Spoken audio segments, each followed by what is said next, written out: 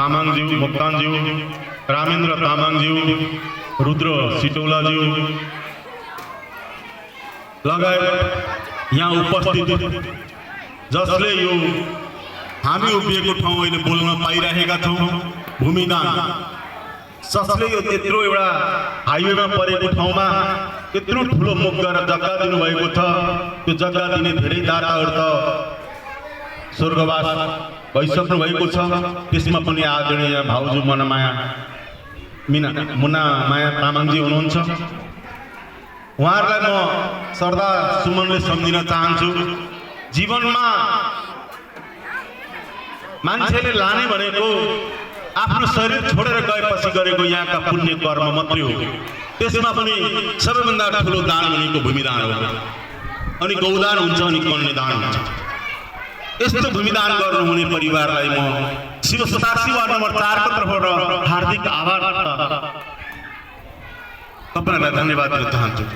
र यस कार्यक्रममा समितिमा बस्नुहुने उपाध्यक्ष, सचिव लगायत सम्पूर्ण पदाधिकारीज्यूहरू र यहाँ उपस्थित सम्पूर्ण आमा बुवा दाजुभाइ दिदीबहिनीहरू, अनि यो मन्दिरलाई मन्दिर बनाउनु हुने वेद पाठमा बस्नुहुने आदरणीय गुरुज्यूहरू, पुजारीको पाठ बस्नुहुने पुजारीज्यू,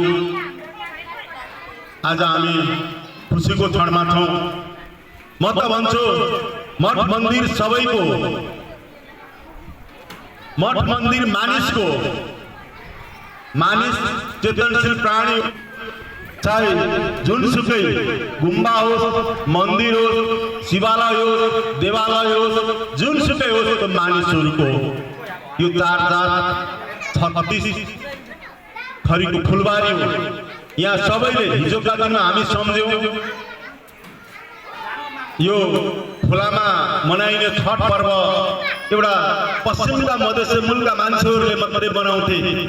आज त्यो हामी सबैको साझा पर्व भएको छ, सबैले छठ पर्व लिने गरेका छौँ। त्यसै तीजको एउटा कार्यक्रम विशेष गरेर एउटा पहाडी समुदायका महिला दिदीबहिनीहरूले व्रत लिएर मनाउनुहुन्थ्यो, आज त्यो सबैले मनाउन थालिएको छ।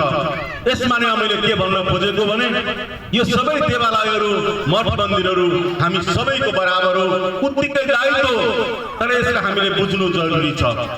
कोही मान्छेले यो उसको र यसको भन्छ भने त्यसले बुझेको हुँदैन।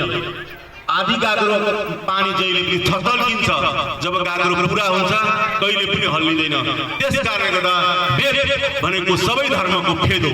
जहाँ वेदको पाठ हुन्छ, जहाँ वेदको पूजा हुन्छ, त्यसले कसैले पर पारेको हुँदैन।